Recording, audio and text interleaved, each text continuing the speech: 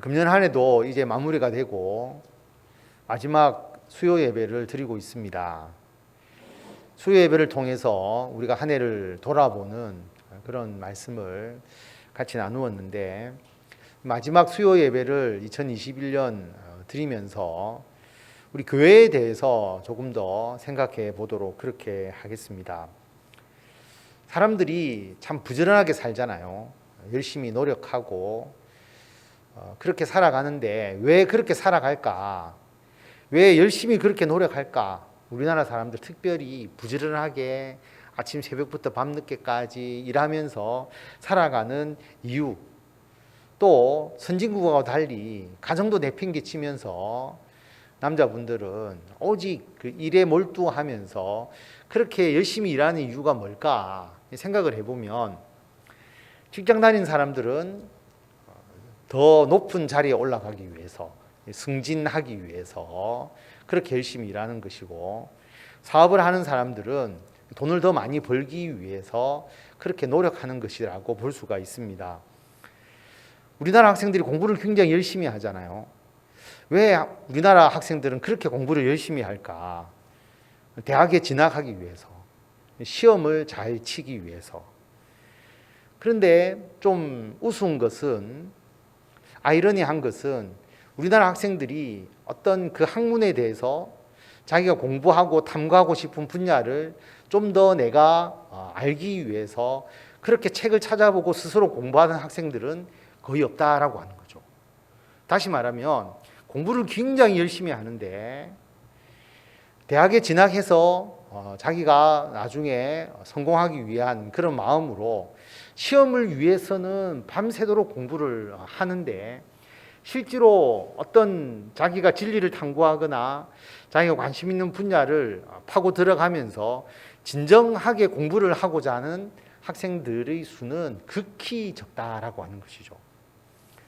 그래서 학생들이나 어른들이나 모두 왜 그렇게 열심히 노력하는가라는 것을 살펴보면 두 가지로 요약할 수가 있습니다. 하나는 권력이고 하나는 소유죠. 권력이라고 하는 것은 어떤 경쟁 사회에서 내가 남들보다 더 앞서서 더 높은 지위로 올라가야 되겠다, 직장 내에서 승진하는 것이고, 그리고 사회에서 보면 좀 더 영향력 있는 위치로 올라가고자 하는 것, 권력이죠, 권력. 또 하나는 소유입니다. 남들보다 더 많은 것을 가지고자 하는 욕구, 월급을 더 많이 받거나 또는 내가 사업을 해서 더 많은 수익을 얻거나. 그래서 사람들이, 특히 한국 사람들이 그토록 열심히 권력과 소유를 위해서 노력하는 것, 왜 그럴까라고 생각해 보면 그렇게 되도록 사회 시스템이 구축이 되어 있기 때문이죠. 더 열심히 노력해서 더 많은 권력을 가질 수 있도록, 또는 더 많은 소유를 가질 수 있도록 그렇게 유도하고, 또 그렇게 되도록 사회 시스템을 바꿔놓은 겁니다. 다시 말하면 우리나라 학생들이 그렇게 공부를 열심히 하는 것은 오직 시험에 의해서 대학에 가도록 시스템을 만들어 놓았기 때문에 그 시스템 속에서 오직 시험을 위해서 공부하는 것이죠.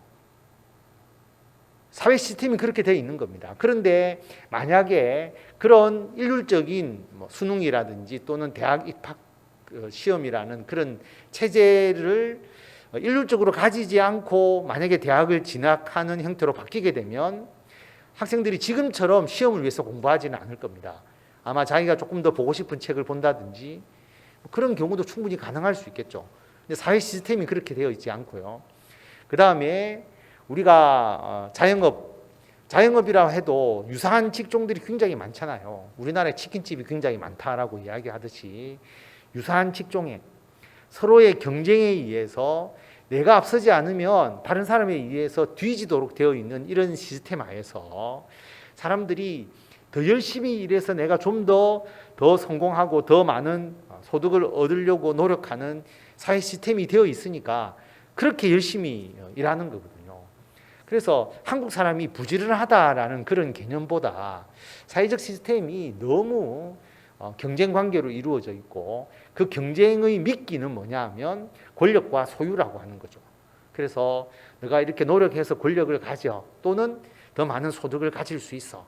이런 믿기에 의해서 수많은 사람들이 열심히 노력하는 겁니다. 청년들도 마찬가지잖아요. 청년들이 요즘 일반 중소기업이나 또 일반 회사에 취직을 잘 하려고 하지 아니하고 시험 쳐서 들어가는 그런 직종을 원하는데, 그 개별적으로 사람들과 이야기를 해보면 내가 그 직종에 들어가서 내가 열심히 사회를 위해서 봉사하고 열심히 일하겠습니다라고 생각하는 그런 목적에서 그 시험을 준비하는 사람들은 거의 없고요. 시험을 치게 되면 일단 권력 있는 자리로, 사회에서 좀 영향력 있는 자리로 내가 나아갈 수 있다는 생각, 또는 일은 별로 하지 않는데 안정적으로 내가 월급을 받을 수 있는 곳, 그래서 그런 곳에 몰리는 겁니다. 공무원, 공사 이런 곳.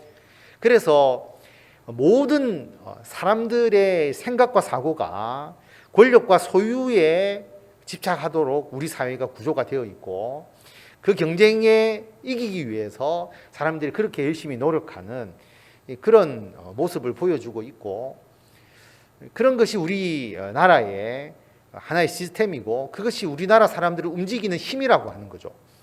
그게 무너졌을 때 과연 우리나라 사람들이 열심히 일할까? 다시 말하면 그 권력이라고 하는 것과 소유라고 하는 미끼가 사라지게 되면 과연 우리나라가 선진국보다 더 열심히 일하고 자기가 하는 일에 더 만족하면서 노력을 할 건가? 시험 제도가 없어지면 우리나라 학생들이 과연 공부를 할까? 이런 생각을 한번 해보는 것이죠. 교회는 어떨까라고 생각을 해보면요, 교회는, 우리 기독교는 개교회주의잖아요. 가톨릭은 신부님이 한 성당에 계시다가 일정한 시간이 되면 다른 성당으로 옮기시거든요. 그러니까 그 성당에 계속 있지 않습니다. 계속 옮겨 다니시고, 그 성당에서 나오는 헌금으로 그 신부님이 사례를 받는 게 아니잖아요. 그러니까 조금 그 가톨릭 전체적인 차원에서 가톨릭이 운영이 된다면, 우리 기독교는 그렇지 않잖아요. 개교회주의잖아요. 교회가 성장하는 것과 목회자의 사례가 사실은 아주 연결이 되어 있죠. 그래서 개척교회나 작은 교회의 목사님은 최저임금도 되지 않는 수준에서 사례를 받으시는 분도 있는 반면에, 또 큰 교회 목사님은 또 사례를 많이 받는, 목사라는 동일한 직종인데 그 사례의 차이가 어마어마하게 큰 그런 모습을 보여주고 있잖아요. 그래서 어떤 분들은 한국 교회가 부흥하게 된 계기가 뭐냐라고 할 때에, 한국 교회는 개교회주의이기 때문에 목사님이 그 교회를 위해서 헌신하면 그 교회가 성장하고 목사님의 사례가 많아지고, 다시 말하면 목사님의 노력이 그 교회의 성장, 또 자기 자신을 위한 혜택과 다 연결되어 있기 때문에 한국 교회가 부흥했다라고 그렇게 이야기하는 사람들이 있습니다. 그런데 제가 만나본 목사님들, 저도 목사님들을 많이 만나보잖아요. 사례를 위해서, 사례를 목적으로 내가 교회를 위해서 열심히 일한다, 그렇게 이야기하시는 목사님을 저는 한 사람도 만나보지 못했습니다. 왜냐하면 모르겠습니다. 제가 초대형교회 목사님하고 친하게 지내지 않았기 때문에 그분들은 어떻게 생각할지 모르지만, 우리가 일반적인 교회 목사님들은 만약에 사례를 위해서 그 목회의 일이나 그 교회에서 섬기는 일을 열심히 한다고 했다면 아마 목회 외에 다른 일을 하는 게 훨씬 더 나았을 것이다 라고 생각을 합니다. 왜냐하면 교회에서 주는 사례가 그렇게 많지 않잖아요. 그래서 내가 열심히 노력해서 노력한 것만큼 다시 내한테 사례로 피드백 되어 오기 때문에 내가 교회를 위해서 일한다, 그렇게 생각하시는 목사님은 저는 만나보지 못했고, 모두가 주의 일을 위해서 헌신하는 것이지 열심히 한다고 해서 사례로 피드백 돌아오는 것을 위해서 일하시는 분은 없었다라고 하는 겁니다.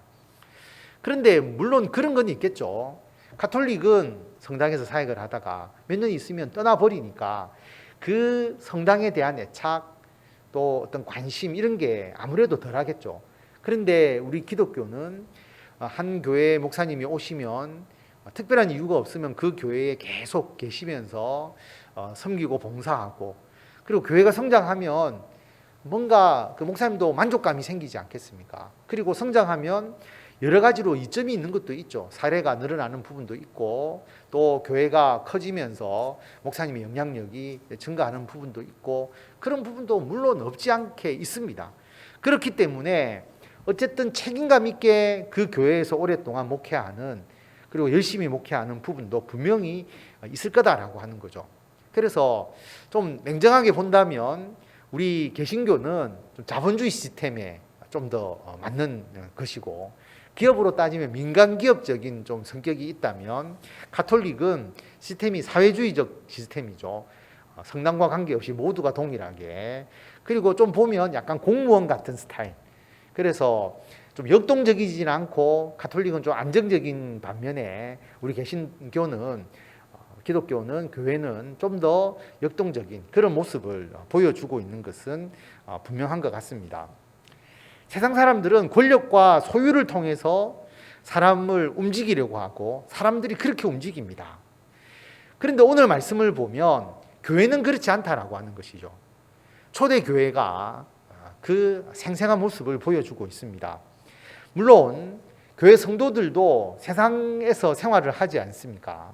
여러분 직장 생활을 다 해보셨을 것이고, 당연히 승진에 대한 생각이 있고, 또 청년들은 전문직, 좀 더 좋은 일자리로 취업하고자 하는 마음이 있고, 그리고 사업하시는 분도 좀 더 성공해서 권력의 자리로 나아가고자 하는 그런 생각도 분명히 있으실 것이고, 그리고 남들보다 열심히 노력해서 돈을 많이 벌고자 하는 생각도 있을 겁니다.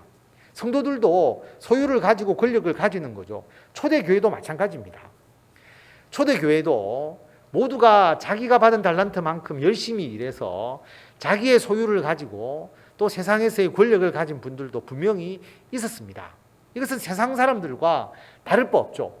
그런데 가장 큰 차이는 뭐냐 하면, 세상 사람들은 그 소유와 권력을 자신의 유익과 자신의 욕망을 위해서 쓰는 반면에, 기독교 교회 그리스도인들은 공동체의 유익을 위해서 쓰려고 했다라고 하는 겁니다. 물론 자기 교회만, 우리 성도만이 아니라 타인을 위해서, 다른 사람을 위해서 쓰려고 했다는 것을 우리가 분명하게 알 수가 있습니다. 오늘 말씀 43절에서 45절을 보면 사도들로 말미암아 기사와 표적이 많이 나타났다라고 말하고 있고요. 그리고 교회의 모습을 생생하게 기록하고 있는데, 믿는 사람들이 다 함께 있어 모든 물건을 서로 통용하고 재산과 소유를 팔아서 각 사람의 필요를 따라 나누어 주었다라고 말합니다. 초대교회의 모습이죠. 색다른 초대교회의 모습입니다. 그 당시에 이스라엘 사회에서 찾아보기 어려웠던, 특히 로마의 지배를 받고 있던 그 사회 경제 구조에서는 볼 수 없었던 초대교회의 독특한 모습, 성령을 받은 그리스도인들이 교회를 구성하면서 나타났던 모습, 이런 모습이 지금의 교회의 모습이 되어야 되는 것이죠. 당연히 그렇지 않습니까? 초대교회는 이렇게 했지만 지금 교회는 이거와 관계없어, 이렇게 돼버리면 우리는 초대교회의 전통 위에 있지 않는 교회가 돼버리고, 성경 말씀 따로 우리들의 모습 따로니까 이 모습이 어떤 의미를 가지는지를 우리가 한번 오늘 말씀을 통해서 구체적으로 한번 살펴보려고 합니다. 첫 번째로는 믿는 사람이 다 함께 있어야 한다라고 하는 거죠. 이게 교회잖아요. 믿는 사람이 함께 모여 있는 곳이 교회이지 않습니까? 그래서 가장 중요한 것은 뭐냐 하면 예수 그리스도를 믿는 사람들이 모여야 된다라고 하는 겁니다. 모여야, 함께 있어야 서로에 대해서 알 수 있지 않습니까? 서로에 대해서 알아야 도울 수가 있는 것이죠. 그래서 시작은 구제에서 출발하는 게 아니라 믿는 사람들이 한 교회에 모이는 것, 모여서 한 교회를 이루는 것이 중요합니다. 그래서 서로의 형편을 아는 것이죠. 여러분, 한 사람의 형편을 아는 게 얼마나 어려우냐 하면, 우리가 재난지원금, 제가 이번에 오랜만에 친구들하고 서로 소통을 좀 하다 보니까 대기업 다니는 친구들은 재난지원금을 안 받았더라고요. 그래서 우리가 너 어떻게 재난지원금을 안 받느냐, 소득순위 상위 12% 안에 들어갔다 이러면서 이야기를 했거든요. 대기업에 다니는 친구들은 연봉이 높고 또 그 의료보험을 많이 내니까 재난지원금을 안 받았더라고요. 안 받고 나머지 사람들은 이제 받고 뭐 그런 이야기를 서로가 한 적이 있습니다. 이게 뭐냐 하면 서로의 형편을 알지 못하니까 국가에서는 그 의료보험 통계를 가지고 소득의 많고 적음을 평가를 했는데 월급 받는 사람들은 그 소득이 다 드러나니까 대기업에서 연봉을 많이 받는 사람들은 의료보험을 많이 내니까 재난지원금을 받지 못하는데 사실은 사업하시는 분이나 자영업을 하시는 분들 중에서 훨씬 더 돈을 많이 버는 분들도 어떻게 보면 소득이 노출이 안 되기 때문에 재난지원금을 받으신 분들도 분명히 있으실 거라고 하는 것이죠. 이게 사실은 명확치 않거든요. 그래서 국가가 아무리 소득의 자료나 어떤 재산의 자료를 가지고 이 사람이 가난한가 어려운가를 평가한다 해도 여러분 실제로 평가하기 어렵습니다. 재산이 누구의 재산이냐, 명의가 누구로 되어 있느냐, 복잡한 상황이 너무나 많거든요. 그래서 그런 것으로 사실 그 사람의 형편을 평가하기는 어렵습니다. 그런데 우리 교회 성도들을 우리가 같이 오랫동안 성도들과 교제하다 보면 성도들의 형편과 사정을 알게 되잖아요. 누가 어떤 어려움이 있고 누가 이런 부분에서 힘들어하고 있는 부분이 있다. 이걸 서로 알 수 있지 않습니까? 그걸 알 정도로 믿는 자가 함께 있는 것이 중요하다는 겁니다. 그게 교회거든요. 그래서 교회가 성도들은 굉장히 많은데 서로의 형편을 전혀 모른다고 한다면 그건 진정한 의미의 교회의 모습이라고 하기가 어렵습니다. 왜냐하면 그 다음 단계로 나아갈 수가 없거든요. 믿는 자가 함께 있어서 서로의 형편을 알아야 그 다음 교회의 일을 할 수가 있는데 그냥 단순히 모여서 예배만 드리고 뿔뿔이 흩어지는 교회라면 교회의 본 모습을 찾아갈 수가 없는 겁니다.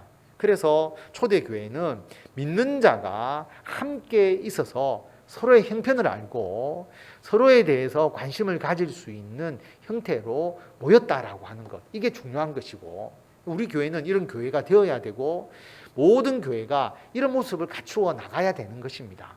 그래서 큰 교회는 구역이라든지 셀이라든지 이런 소단위를 통해서 사실은 그 안에서 성도들의 형편을 알아야 되고 이게 서로 유기적으로 조직이 되어서 성도들의 상황에 대해서 돌봄이 필요한 형태로 나아가야 되는 것이지 그냥 예배만 드리고 흩어져 버리는 교회가 되어서는 안 된다라고 하는 것입니다.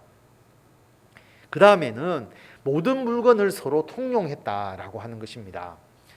이것을 참 오해하는 경우가 굉장히 많은데요. 이걸 공산주의처럼 표현하면 잘못된 겁니다. 사유재산 다 없애고 이단과 사이비들이 하듯이 우리가 그 신앙촌처럼 천부교처럼 다 자기 소유 가지고 와서 다 우리 공동체 생활하자. 그게 아닙니다. 초대 교회에 사유재산을 없애지 않았습니다. 자기의 집을 가지고 있었어요. 개인의 사유재산이 있었고 왜 이게 중요하냐 하면 사람마다 돈 버는 재능이 다 다릅니다. 어떤 사람은 돈을 많이 버는 능력을 가지고 있고 적게 버는 능력을 가지고 있고 어떤 사람은 서비스업 쪽에서 아주 재능을 나타내는 사람이 있고 어떤 사람은 제조업에서 재능을 나타내는 사람들이 있습니다. 그런데 공산주의식으로 사유재산을 없애고 모두가 똑같이 일하고 똑같은 월급을 받으라고 한다면 그 사회는 절대로 제대로 돌아가지 않습니다. 자신의 달란트를 가지고 자기 자신이 일하고 그게 자기 소득이 되어야 되는 거죠. 그래서 주인이 어떤 사람에게는 5달란트를 주고 2달란트를 주고 1달란트를 준 것처럼 우리가 가지고 있는 재능도 다르고 돈 버는 능력도 다르고 그리고 일하고 싶은 분야도 다르고 그렇기 때문에 이 모든 물건을 서로 통용한다는 것이 사유재산을 없애는 게 아니고요. 사유재산은 분명히 가지고 있는데 내가 일해서 내가 벌어들인 것인데 그 결과는 자신만을 위해서 쓰는 것이 아니라 다른 사람을 위해서 공동체의 일원을 위해서 쓰는 것이다. 이게 중요한 것입니다. 그런데 왜 다른 사람을 위해서 쓰느냐? 성경에 보면 각 사람의 필요를 따라서 나누어준다라고 되어 있죠. 재산과 소유를 팔아서 각 사람의 필요를 따라서 나눠준다. 여러분, 우리가 세금을 내잖아요. 여러분이 돈을 벌면 다 세금을 떼게 되는데 세금은 국가가 강제적으로 거두는 거잖아요. 국가가 강제적으로 거두니까 내는 것이지 내가 자발적으로 내가 국가에서 하는 일을 위해서 여러분이 실제로 세금을 내지는 않습니다. 다시 말하면 다른 사람의 필요를 위해서 그 사람을 생각하면서 우리가 세금을 내는 게 아니에요. 세금이라는 것은 강제적으로 억지로 내는 것이잖아요. 거기에 내가 다른 사람의 필요를 충족시키기 위한 마음으로 국가에 세금을 바치는 사람이 있지는 않습니다. 그러니까 세금은 다른 사람의 필요를 위해서 주는 게 아닌 거죠. 그런데 이런 교회에서 하나님께 드리는 헌금은 다른 사람의 필요를 위해서 우리가 나누는 행위입니다. 왜냐하면 만약에 우리가 교회에서 헌금을 하는데 여러분들에게 일률적으로 꼭 세금처럼 여러분 얼마씩 의무적으로 내십시오. 그러니까 여러분들이 얼마씩 내라고 하니까 어쩔 수 없이 그냥 그 돈을 헌금한다고 한다면 여러분이 그 헌금을 드릴 때에 다른 사람의 필요를 생각하면서 다른 사람의 필요를 충족시키는 마음으로 헌금하는 것은 하나도 없는 것이죠. 강제적으로 내라고 하니까 내는 겁니다. 그런데 우리는 그렇게 헌금하지 않지 않습니까? 자발적으로 헌금을 하고 여러분이 헌금을 하기 위한 마음이 어떤 마음 때문에 헌금을 하십니까? 이 헌금을 통해서 하나님의 나라를 위해서 사용되기를 바라는 마음, 교회가 하나님의 일을 하고자 하는 그런 마음에 여러분들이 헌금을 하잖아요. 그리고 그 헌금을 사람에게 내는 게 아니잖아요. 하나님께 드리는 것이지 않습니까? 하나님께 드려서 교회를 통해서 주의 일을 하도록 그렇게 우리가 자발적으로 헌금을 하는 겁니다. 내가 벌어들인 소득이지만 내가 받은 은혜에 따라서 하나님께 헌금을 드리기 때문에 여러분이 하나님께 헌금을 드리는 그 마음속에 뭐가 있느냐 하면 이 헌금을 통해서 공동체의 필요, 다른 사람의 필요성, 이것을 충족하고자 하는 마음에서 여러분들이 하나님께 헌금하는 것이기 때문에 우리들이 드리는 헌금은 각 사람의 필요를 따라서 나눠주는, 각 사람의 필요를 따라서, 공동체의 필요를 따라서 사용되는 그런 의미를 가지고 있다라고 하는 것입니다. 우리가 가진 재산을 강제적으로 공유하려고 한다면 이것은 공산주의의 실패가 되어버리죠. 그리고 헌금을 강제적으로 내게 한다면 예를 들어서 어떤 기준을 정해서 무조건 헌금을 얼마를 내어라 이렇게 이야기를 한다면 이게 세금이 되어버리니까 이것은 사회주의의 실패와 같이 귀결되는 문제가 있게 되는 겁니다. 그럼 어떤 분은 11조가 있지 않습니까? 10분의 1이라는 강제성이 있지 않습니까? 라고 그렇게 이야기하시는 분이 있겠죠. 하나님이 왜 11조를 이야기하셨을까라고 생각을 해보면 우리가 하나님께 헌금을 드리려고 하는데 기준은 있어야 되지 않겠습니까? 그래서 10분의 1이라는 기준을 하나님께서 제시를 하셨는데 여러분 우리가 드리는 11조가 구약에서 이야기하는 율법적 11조가 아닙니다. 제가 예전에도 한번 말씀드렸는데 제가 목회를 한다고 신학교에 가고 목회를 한다고 제가 잘 아는 부산시 그 국장님을 찾아가서 인사를 이제 하는데 제가 신학을 기독교 경제 쪽을 공부하기 위해서 신학을 갔다 이러니까 놀라시면서 그런데 그분이 뭘 저한테 질문했느냐면 그러면 제가 참 궁금하게 생각하는 게 있었는데 11조를 드리는데 세금을 떼고 난 금액으로 11조를 드려야 됩니까? 세금을 떼기 전에 그 금액으로 11조를 드려야 되느냐 그걸 저한테 물어보더라고요. 제가 뭐라고 대답했겠습니까? 드리고 싶은 대로 드리시면 됩니다 라고 제가 그렇게 말씀을 드렸어요. 자, 11조를 지금의 우리들의 소득에서 어떻게 드려야 되는지를 율법적으로 정확하게 정하려고 한다면 이 성경책보다 더 많은 내용이 담겨질 수 있습니다. 그럼 그렇지 않습니까? 세금 전, 세금 후도 있을 뿐만 아니라 세금 전으로 우리가 기준으로 삼아서 11조를 드렸는데 예를 들어서 환급을 받는다거나 연말 정산을 해서 돈을 더 내거나 그렇게 하면 다시 11조가 조정돼야 되겠죠. 자영업을 하시는 분이라면 더 잘 아실 건데 영업이익에 따라서 줘야 되느냐 그러면 비용 처리를 어디까지 하느냐 내가 산 자동차가 세무적으로 비용 처리가 되는데 그럼 그 비용 처리를 한 것을 고려해서 그 다음에 내가 이익을 가지고 11조를 드려야 되느냐 아니면 감가상각을 해놓은 것도 다 고려해가지고 11조를 드려야 되느냐 그러면 11조를 산정하는 회계사가 별도로 있어야 될 겁니다. 아무도 그렇게 11조를 드리는 사람이 없잖아요. 그래서 우리들이 드리는 11조라는 것이 10분의 1에 얽매여서 우리가 모든 내 소득을 정확하게 10분의 1을 계산해서 하나님께 드립니다. 그렇게 생각하고 11조를 드리는 분이 아무도 없을 겁니다. 그게 아니잖아요. 10분의 1이라는 기준에 따라서 내가 하나님께 헌금을 드리고 10분의 1이라서 드리는 게 아니라 이 헌금을 통해서 하나님의 나라를 위해서 일하고 사용되고 하나님의 나라의 공동체의 필요에 의해서 다른 사람들의 필요를 충족시키기 위해서 우리가 헌금을 하는 그 의미를 가지고 있는 것이잖아요. 그렇기 때문에 11조든 감사헌금이든 절기헌금이든 모든 헌금은 공동체의 필요와 다른 사람의 필요를 충족시키기 위한, 그래서 하나님께 드리는 우리들의 자발적인 헌신이다라고 하는 겁니다. 이 의미가 깨어지면 안 되는 것이죠. 교회는 이 헌금으로 운영이 됩니다. 여러분, 헌금하는 것보다 교회가 어떤 건물을 하나 가지고 있어서 그 건물의 임대 수익으로 수입이 들어오게 되면 안정적으로 교회를 운영할 수 있지 않을까, 여러분 그런 유혹이 들기도 하지 않겠습니까? 그런데 거기에 욕심을 가지면 교회가 우리 성도들의 자발적인 헌금에 대해서 마음을 두는 게 아니라 재테크에 관심을 가져야 되겠죠. 교회가 좀 더 재테크를 잘해서 그 수익으로 교회에 투자합시다, 이런 쪽으로 생각하게 되고, 만약에 그런 쪽으로 교회가 자꾸 생각하게 되면 이건 교회가 아니라 이것은 세상적인 기업화로 바뀌어 버리게 되는 그런 문제가 발생하는 겁니다.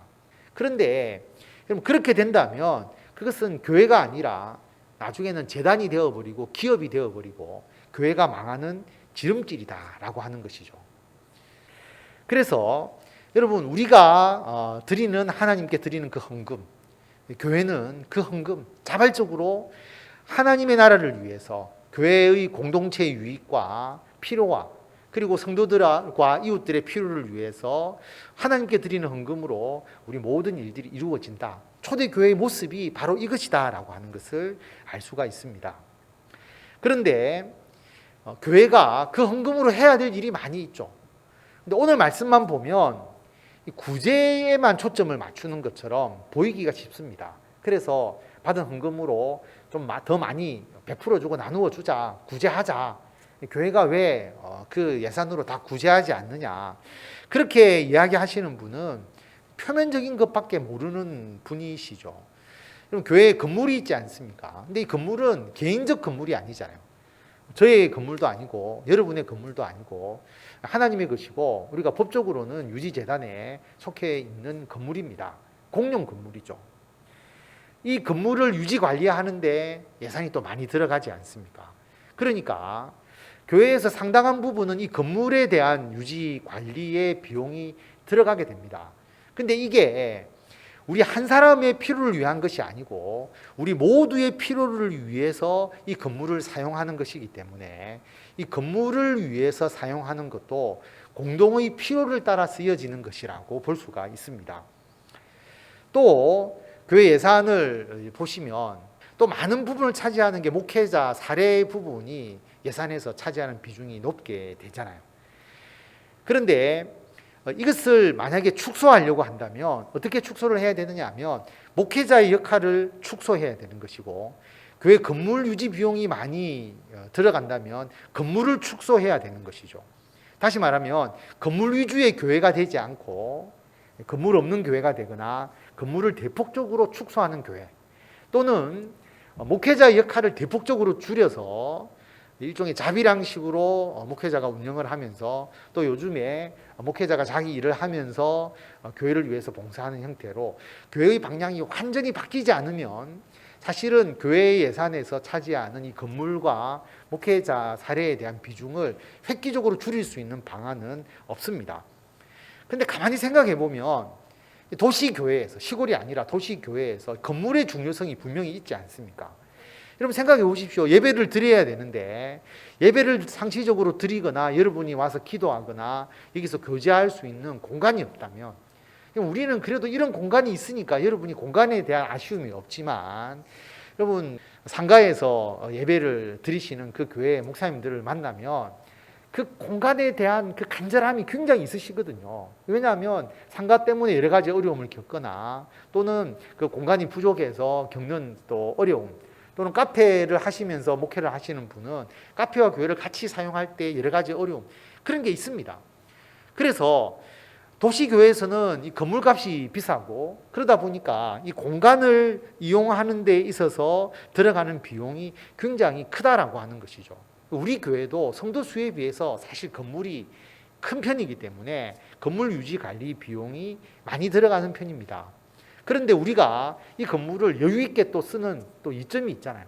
감사하잖아요. 우리가 사실 이 건물을 지은 것도 아닌데, 그러나 이 건물의 유지 관리 비용은 있다라고 하는 것이고요. 목회자가 만약에 목회자 사례 비용을 우리 총 예산에서 줄이려고 한다면 교회에 더 많은 부분을 바꿔야 됩니다.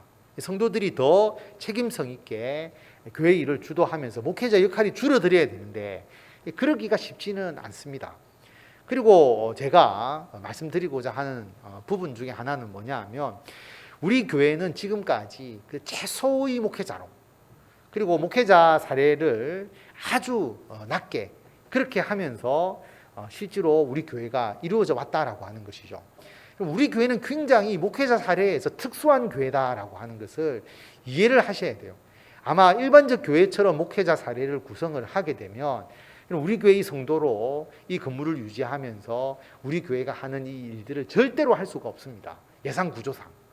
그래서 우리 교회는 성도님들도 다 헌신하고 작은 교회지만 열심히 교회를 위해서 헌금하시고 헌신하시는 교회, 그리고 목회자도 모든 목회자가, 우리 교회를 거쳐갔던 모든 목회자가 그렇습니다. 모든 목회자가 다 주님을 위해서 헌신하는 의미로 그렇게 하신 교회이기 때문에 참 적은 예산이지만 놀랍지 않습니까? 제가 부임하고 첫 해에 예산이 없어서 사실은 이제 좀 어려움이 있었는데, 그래서 소정교회에 제가 그 이야기를 하면서 사례를 제가 줄이겠다. 예산이 부족해서 도저히 이건 운영할 수 없다. 그래서 소정교회에서 1,000만 원을 첫 해에 지원을 해 주셨어요.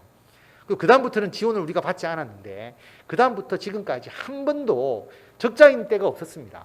남아서 우리가 적립해서 교회 건물하고 리모델링 하는데 사용을 했지 부족한 부분이 없었다라고 하는 겁니다. 이게 가능한 부분이었고, 어려움에도 불구하고 우리가 처음에 선교원금이나 이웃돕기를 그래도 시작을 해서 지금도 10분의 1을 목표로 계속 저희들이 10분의 1을 기준으로 삼고 그렇게 하고 있습니다. 그게 가능했던 것이 이 모든 게 복합적인 것이죠. 알뜰하게 재정적으로 그렇게 해 오셨기 때문에 이게 가능한 것이다. 우리 교회는 굉장히 특수한 교회다. 그렇게 여러분들이 생각하시고 거기에 대해서 자부심을 가지시고 교회 생활을 하셔도 저는 충분하다고 생각을 합니다. 그런데 저는 이 수준에 머물러 있어서는 안 된다라고 하는 것이죠. 우리 교회가 더 이웃과 더불어 나아가는 그런 교회가 되어야 하는데, 지금보다 더 많이 나누고 더 이웃을 위해서 헌신하는 교회가 되어야 한다라고 하는 겁니다. 근데 이게 꼭 물질적인 것만은 아닙니다. 46절을 보면 날마다 마음을 같이하여서 성전에 모이기를 힘썼다라고 하는 겁니다. 여러분, 앞에 모든 일에 가장 궁극적인 목적은 뭐냐 하면 성전에 모이는 거죠. 여러분, 우리가 각 사람의 필요를 따라 나누어주고 그들을 돌보는데 교회에 모이지를 않는다면 무슨 의미가 있겠습니까? 그냥 구제기간에 불과한 것이죠. 동사무소가 훨씬 더 그걸 잘합니다. 그래서 마음을 같이하여 성전에 모이기를 힘쓰는 것. 여러분, 우리가 서로가 필요를 돌보고 서로에게 뭔가 우리가 마스크도 나누어주고 또 김치 나눔도 하고 그렇게 하다 보니까 우리 교회 나오시지 않는 분이시지만 매년 지난번에는 예전에도 쌀을 보내주셨고 또 지난번에는 저희들이 김치 나눔에 보탰고 이번에 또 쌀을 보내주시더라고요. 또 제가 아는 분이 또 헌금을 보내주시고 이런 식으로 보내주시면서 이웃을 돕기 위해서 같이 동참하시는 분들이 늘어나고 있습니다. 그렇게 하고 있는 거죠. 그게 뭐냐 하면 마음을 같이 하는 겁니다. 그리고 성전에 모이기를 힘쓰는 것이죠. 그리고 기쁘고 순전한 마음으로 음식을 나누는 것. 여러분, 이것은 어떤 구제적 개념을 뛰어넘고 그 다음부터는 서로가 함께 하는 것이죠. 그러니까 교회가 구제로서 감동시킬 수가 없는데 그 구제에 대한 내용이 아니라 우리는 마음을 나누는 것이죠. 함께 마음을 나누는 겁니다. 마음을 같이 하여서 성전에 모이기를 힘쓸 수 있도록. 그리고 우리가 마스크나 김치나 또 이웃 돕기나 여러 가지를 통해서 서로가 떡을 떼며 기쁨과 순전한 마음으로 함께 나눌 수 있도록 하는 것. 그래서 하나님을 찬양하게 하는 것, 온 백성에게 칭송을 받는 것, 이게 우리 교회가 해야 될 일이라고 하는 겁니다. 그래서 우리 교회가 어떤 거창한 구제 사업을 할 수 있는 교회의 규모가 아닙니다. 그렇게 할 수가 없죠. 그리고 거창하게 한다고 해도 여러분, 큰 교회는 더 많은 사람에게 베풀어 주는 거지, 한 사람에게 큰 돈을 수천만 원을 줘서 그들을 자립시키게 하는 일을 할 수가 없잖아요. 이것은 교회가 할 수 있는 일이 아니지 않습니까?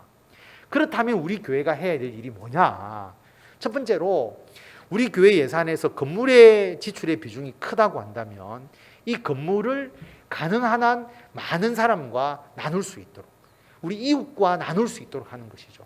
그러면 이웃이 저 교회는 저 건물에만 돈을 쓴다라고 생각하지 않고 이 건물이 그래도 이 이웃이 함께 공유할 수 있는 공간, 그 공간으로서 이 교회에 대해서 인식이 달라지게 되는 것이잖아요. 그래서 우리 교회는 그래도 주차장 면수가 몇몇 되지 않지만 그래도 우리 이웃을 위해서 주차장을 그래도 할애를 해주지 않습니까? 그렇게 하는 이유가 그래도 우리가 쓸 공간을 최소한 하고 그만큼이라도 베풀어 주는 것은 이웃들과 함께 할 수 있는 가장 기본적인 것이고, 더 나아가서 우리가 이 건물을 어떻게 하면 이웃과 좀 더 나누어야 될 것인지에 대해서 계속 연구하면서 그 방향으로 나아가고 있습니다. 그래서 교회가 건물에 대한 예산이 많지만 이것을 줄이기보다는 우리가 이 건물을 활용해서 모든 사람들이 사용할 수 있도록, 그리고 우리 교회 성도들도 이 건물을 더 효과적으로 사용해서 여러분들이 필요를 이 건물이 충족시켜 줄 수 있도록 해나가는 방법, 이런 방법으로 나아가야 되겠죠. 장기적으로는 5층을 좀 더 멋있는 카페 형태나 이런 형태로 우리 이웃들이 찾아오거나 또는 우리 성도님들이 와서 뭔가 할 수 있는 공간, 그래서 공간을 좀 더 효과적으로 할 수 있는 방향으로 나아가는 것, 이게 필요한 것이고요. 그 다음에 목회자 사례의 비중이 높다라고 한다면 목회자가 단지 우리 교회의 목회자뿐만 아니라 이 동네의 목회자, 이 이웃의 목회자, 그래서 목회자가 이 동네와 이웃을 위해서도 함께하는 그런 역할을 하는 목회자가 되도록 하는 것이 필요하겠다, 그거죠. 그래서 저 목회자는, 저 목사는 저 교회만을 위해서 일하는 것이 아니라 우리들의 목사다라는 인식을 줄 수 있도록 더욱더 목회자가 우리 이웃들과 함께 나아가는, 이웃들 속으로 나아가는 목회자가 될 수 있도록 하는 것, 이게 우리 교회의 방향이 될 수가 있고요. 그 다음에 우리가 가지고 있는 물질을 나누지만 물질로서 감동을 줄 수는 없으니까 그 물질을 통해서 마음을 나누는 것이죠. 날마다 마음을 같이 할 수 있도록 하는 것, 이게 필요한 것이고요. 그 다음에 더 중요한 것은, 가장 중요한 것은 결국 교회의 역할이 뭡니까? 건물을 나누고 목회자를 나누고 물질을 나누고 마음을 나누어서 궁극적으로 나누고자 하는 것은 복음을 나누는 것이고, 교회를 통해서 많은 사람들에게 구원을 베풀어 주는 거잖아요. 예수 그리스도의 십자가의 대속의 은혜와 구원의 은혜를 교회가 나눠주지 않는다면 그럼 교회의 존립 이유가 없지 않습니까? 그래서 이것을 행하는 교회가 되어야 된다라고 하는 것입니다. 그래서 한 해 동안 우리 교회를 돌아보고 참 지금껏 우리 교회와 함께 하신 하나님께 감사하면서 우리가 내년도에 어떠한 주의 일을 행해야 하는지에 대해서 우리가 냉철하게 한번 생각하고 기도하면서 이 방향으로 장기적으로 우리 교회가 나아갈 수 있도록, 한꺼번에 되지는 않지만 우리가 이 방향으로 우리 교회가 하나씩 하나씩 그렇게 변화되어 나아갈 수 있도록, 그래서 이 초대 교회의 이 아름다운 모습들을 우리 해운대 소정교회가 이 지역에서 이루어 나갈 수 있도록 함께 동참하시고 함께 행하시는 저와 우리 모든 성도 여러분들이 다 되시기를 바랍니다.